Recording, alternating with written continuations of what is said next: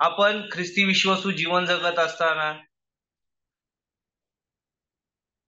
एका विचारात आपण जीवन जगत असतो की आपल्या आयुष्यामध्ये देव बाप्पाची किंवा प्रभूची जी इच्छा आहे ती आपल्या जीवनामध्ये नक्की काय इच्छा आहे आणि त्याचा जो शोध आहे तो आपण वारंवार जीवन जगत असताना करत असतो.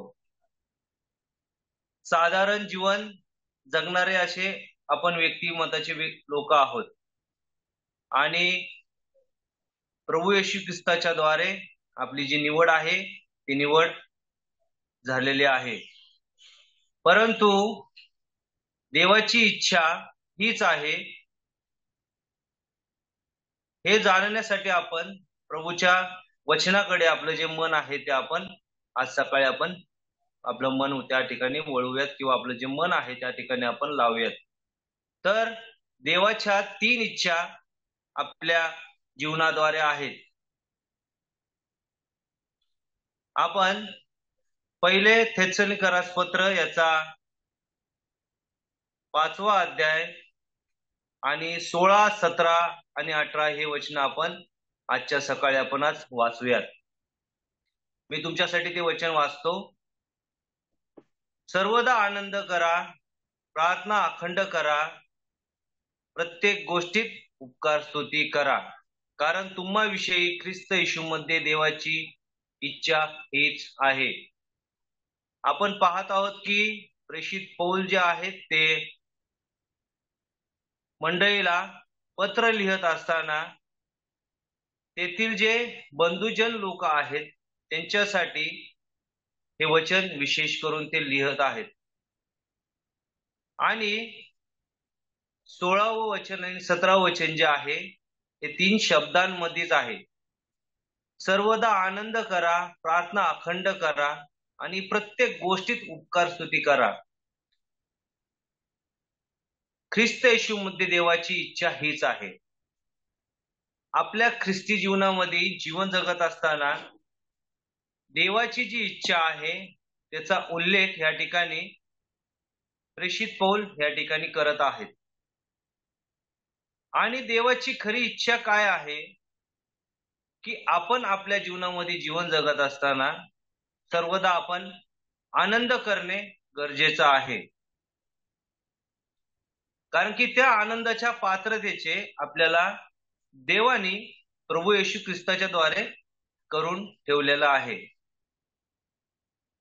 कारण की आपलं अगोदरचं जीवन जर आपण पाहिलं तर ते आपण दुःखामध्ये, कष्टामध्ये किंवा पापामध्ये आपण असं जीवन जगत होतो.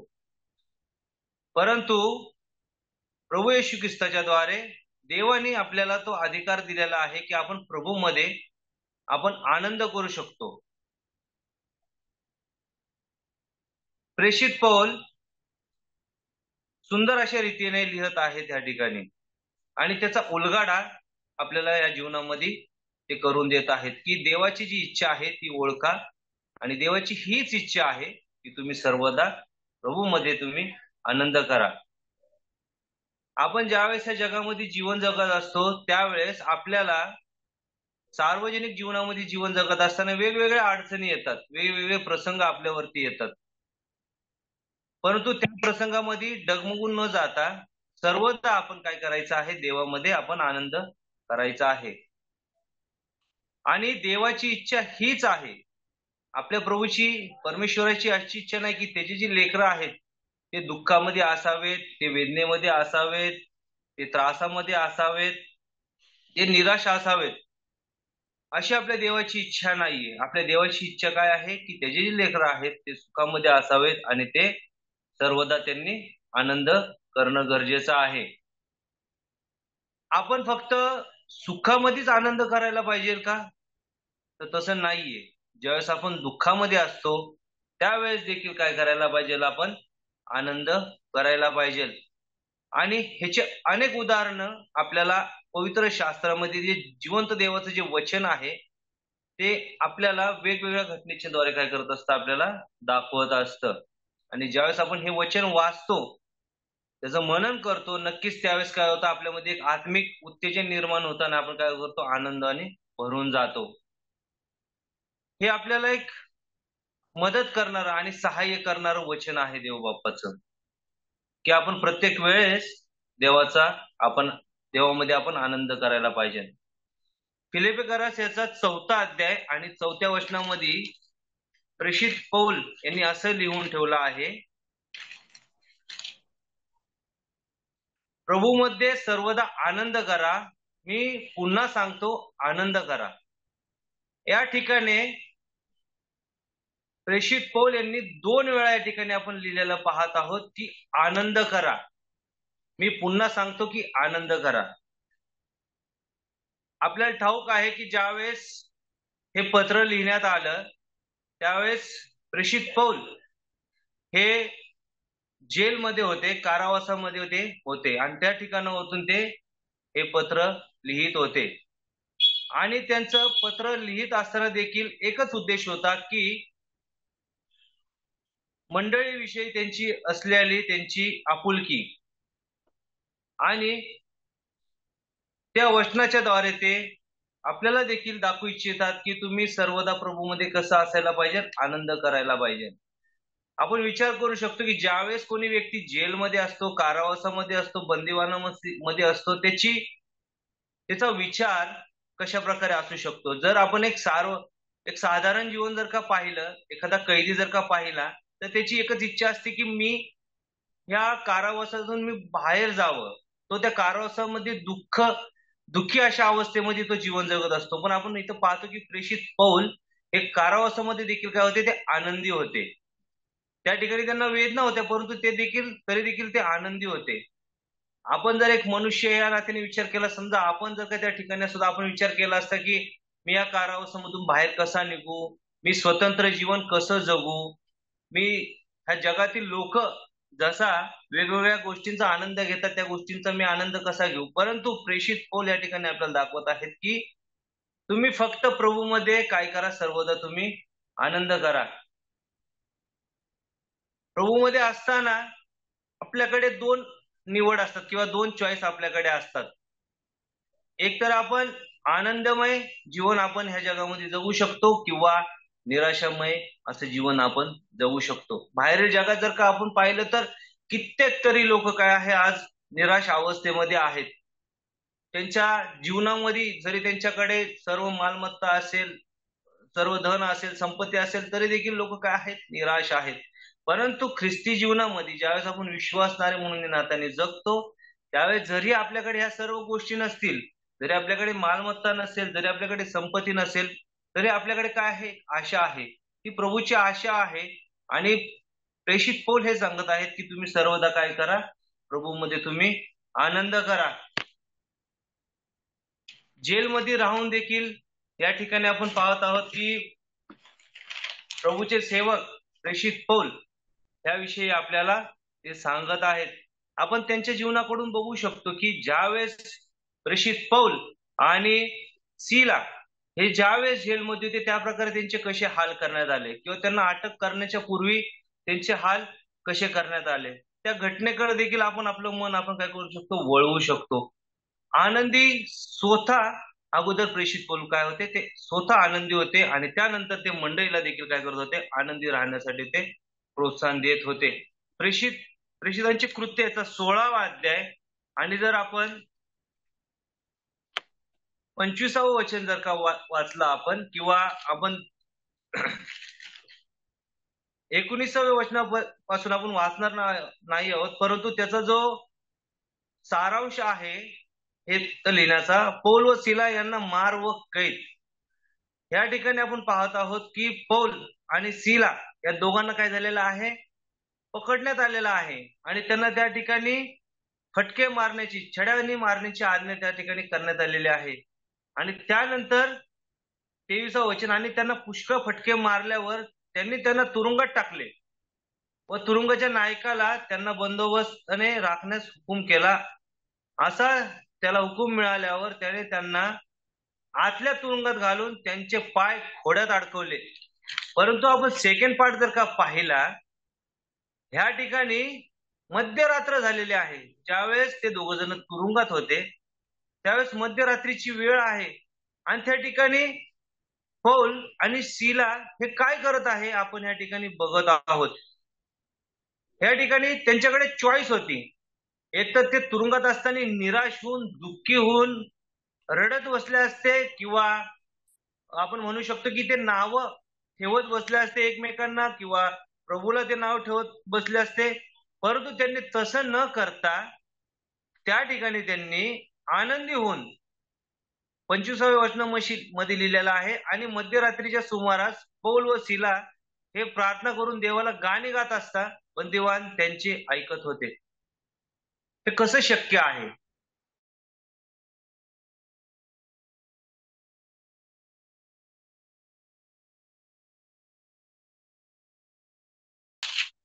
पाय खोड्यात अडकवलेले आहेत असे दोन व्यक्ती मध्यरात्रीच्या समयी प्रार्थना करून देवाला गाणी गात असतात. आपण कधी गाणी गातो? आपण कधी आनंदी असतो? अशा परिस्थितीमध्ये आपण आनंदी असू शकतो का? नाही. आपण दुःखामध्येच राहतो. आपल्याला साधारणतः साधी ठेच जरी लागली तरी आपण त्या 5 मिनिटं त्या पायाकडे बघत बसतो आणि त्याचा विचार आपण करत बसतो की मला ठेच कशी लागली. परंतु या ठिकाणी आपण बघतो की त्या ठिकाणी ते दोघ जण आनंदी आहेत आणि ते देवाला गाणी गात आहेत, आणि बंदिवान त्यांचे ऐकत होते. म्हणजे इतर जे अजून बाराकीमध्ये जे बंदिवान होते त्यांच्यासोबत, ते देखील त्यांचे काय करत होते? ते गाणे ऐकत होते. पुढील चमत्कार आपल्याला सर्व ठाऊक आहे, त्याच्याकडे आपण जाणार नाही. परंतु मुख्य उद्देश हाच आहे या वचनामध्ये. दुःखी असताना देखील पौल आणि सीला हे आनंदी होऊन देवाचं काय करत होते? गाणं ते गात होते. आपण पाहू शकतो लोक गाणी कधी गातात. त्याचं याकोबाचं पत्र याचा 5वा अध्याय आणि 13 वचनामध्ये सूर्यकाचा उल्लेख त्या ठिकाणी केलेला आपण पाहू शकतो.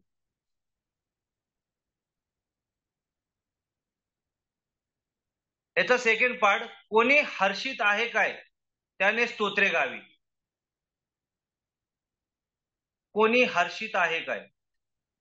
परंतु या ठिकाणी उलट झालेला आपण काय बघत आहोत? पौल आणि सीलाच्या बाबतीमध्ये घटना ही उलटी घडलेली आहे. ते तिथं हर्षित नाहीयेत, परंतु त्यांनी त्याची चॉईस केली. हर्ष करण्याचं त्यांनी काय केलं? तिथं निवड केली. आपण आपल्या जीवनामध्ये देखील जीवन जगत असताना ही निवड करणं आपल्याला आज गरजेचं आहे, की ज्यावेळेस दुःखात आपण एक साधारण मनुष्य जीवन म्हणून ह्या जगामध्ये जगतो, त्यावेळेस आपल्यावरती दुःख येणार. आपण आपल्या जॉबवरती जात असताना, आपल्या व्यवसायामध्ये असताना, कारण की आपल्या आजूबाजूला जो परिसर आहे, चढाओढ लागलेली आहे पुढे जाण्याची, आणि त्या चढाओढ मध्ये काय झालेलं आहे? फ्रॉडपणा काय झालेला आहे? भरपूर वाढलेला आहे. परंतु ह्या सर्व लोकांमध्ये काय आहे? आपल्याला प्रभूला चिटकून राहून जे दुःख होतात त्या दुःखांमध्ये देखील काय करायचं आहे? आपल्याला प्रभूचा गौरव त्या ठिकाणी करायचा आहे, ज्या प्रकारे बंधू पौल आणि सीलांनी केलेला आहे. स्तोत्रे आपल्याला प्रभूची गायची आहेत, त्याला आपल्याला धन्यवाद द्यायचा आहे.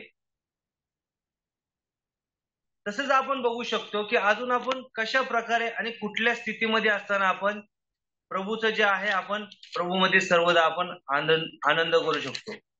त्यासाठी आपण प्रेषितांचे कृत्य याचा 5वा अध्याय आणि वचन मी तुमच्यासाठी वाचतो. मी 41वं वचन तुमच्यासाठी वाचतो. ते तर आपण त्या नावांसाठी अपमान सोसण्यास योग्य ठरलो म्हणून आनंद करीत न्यायसभेपुढे निघून गेले. आपण या ठिकाणी ते जे शिष्य आहेत त्या शिष्याविषयी आपण या ठिकाणी विचार करू शकतो की त्यांना देखील 40व्या वचनामध्ये आपण पाहतो, तेव्हा ते त्याला मान्य झाले आणि त्यांनी प्रेषितास बोलावून त्यांना फटके मारले आणि येशूच्या नावाने न बोलण्याविषयी आज्ञा करून त्यांना सोडून दिले. फटके मारले, त्यांच्यावर दबाव टाकला, त्यांना आज्ञा केली की तुम्ही जे शुभवर्तमान गाजवत आहात किंवा येशूविषयी जे तुम्ही सांगत आहात ते न सांगता तुम्ही शांत राहायचं आहे. परंतु ते निघून जात असताना त्या ठिकाणावरतून ते विचार करून निघू शकले असते. त्यांच्याकडे देखील 2 चॉईस होत्या. प्रभूमध्ये एकतर आनंद करायचा किंवा प्रभूला तुम्ही नाव ठेवून निराश होऊन त्या ठिकाणावरून जायचं. परंतु त्यांनी चांगलं आणि उत्तमेची त्यांनी निवड केली. त्यांनी प्रभूमध्ये आनंद करण्याचा त्यांनी विचार केला आणि न्यायसभेकडून निघून जात असताना ते काय झाले, ते आनंदी होऊन गेले. आणि कशासाठी आनंदी झालेले आपण या ठिकाणी बघतो. प्रभूच्या नावासाठी अपमान सोसण्यास ते योग्य ठरले. आज ज्या जगामध्ये आपण जीवन जगतो त्या ठिकाणी आपल्याला देखील कदाचित असे प्रसंग येतात ज्या ठिकाणी आपण काम करत असतो त्या ठिकाणी देखील हे अनुभव आपल्याला येतात. हे अनुभव मला देखील कित्येक वेळा तरी आलेले आहेत. आपण त्या लोकांपासून वेगळे आहोत. जे जगिक लोक आहेत त्यांच्यापासून वेगळे आहोत. ते लोक वेगवेगळ्या नशेमध्ये, वेगवेगळ्या गोष्टींमध्ये लोक आहेत आणि ज्यावेळेस ते आपल्याला ऑफर करतात त्यावेळेस आपण काय करतो, त्या गोष्टींना नकार देतो. आणि त्यावेळेस काय होतं, त्या ठिकाणी उल्लेख केला जातो आपल्या ख्रिस्ताविषयी, आपल्या चर्च विषयी, की अरे हे लोक तर चर्च मध्ये जातात. हसतात की तुम्ही असं जीवन कसं जगू शकता. परंतु त्यावेळेस आपण काय करायला पाहिजे ना, आपण दुःखी न होता आपण आनंद बाळगणं गरजेचं आहे. प्रभूसाठी, प्रभूच्या कामासाठी ज्यावेळेस आपले हाल होत असतील, ज्यावेळेस आपल्याला शिक्षा होत असेल त्यावेळेस काय करायचं आहे, आपल्याला आनंदी व्हायचं आहे.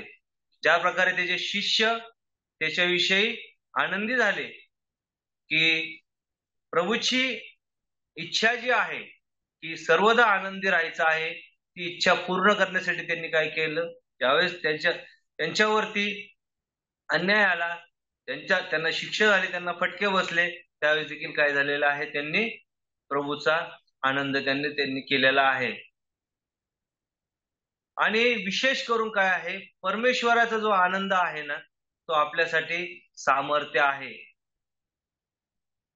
नेहम्याच्या ग्रंथात लिहिलेला आहे 8वा अध्याय आणि 10वं वचन.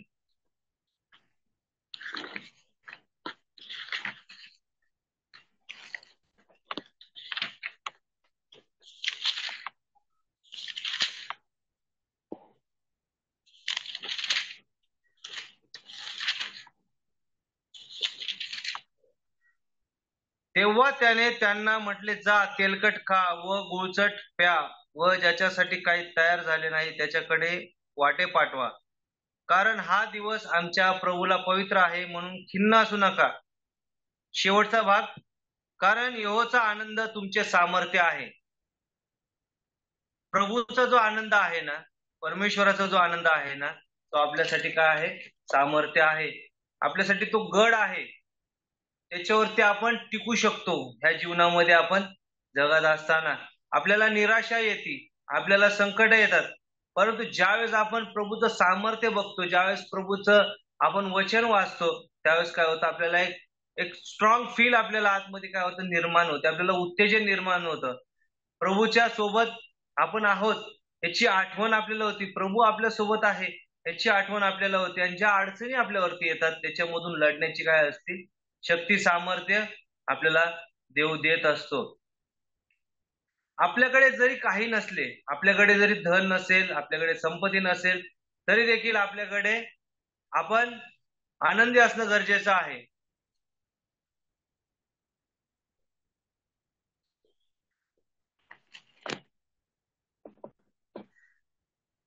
हबक्कूक याचा 3रा अध्याय आणि 17व्या वचनामध्ये असं लिहिलेलं आहे, जरी अंजिराचे झाड फुलले नाही आणि द्राक्ष वेलीत काही उपज नसला, जैतुनाचे फळ थकले असले आणि शेतांनी काही अन्न दिले नाही, कळप वाड्यातून नाहीसे झाले असले आणि गोठ्यात काही गुरे उरले नाही.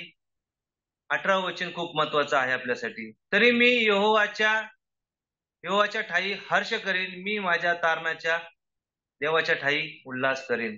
प्रभू आज तुम्हाला आणि मला इथे दाखवत आहे की यहोवाच्या ठाई आपल्याला हर्ष करायचा आहे. जरी आपल्याला नुकसान झालं, जरी आपल्याकडे अन्न नसेल, जरी आपल्या नोकरीमध्ये, आपल्या व्यवसायामध्ये जरी नुकसान झालं, तरी देखील काय करायचं आहे, आपल्याला प्रभूमध्ये आपल्याला आनंद आपल्याला करायचा आहे.